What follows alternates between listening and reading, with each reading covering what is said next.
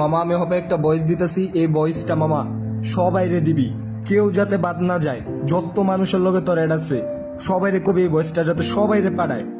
শেখ হাসিনা একটা জিনিস যদি খেয়াল করস মামা, খেয়াল করলে দেখবি শেখ হাসিনা কিন্তু জাতিসংঘের কাছে কইছে যে ওই আঙ্গরে রাজাকার কয় নাই, বা ওই আঙ্গ সুরক্ষার লিগা, ছাত্রদের সুরক্ষার লিগা ওই সেনাবাহিনী, বাংলাদেশের ভিতরে সেনাবাহিনী, র্যাব, বিজিবি এগুলা দিছে। কিন্তু সাধারণ মানুষ তো জানে যে সেনাবাহিনী আর র্যাব এগুলা কি করতেছে, কেমনে যে মানুষ মারতেছে এরা ওরা জানে।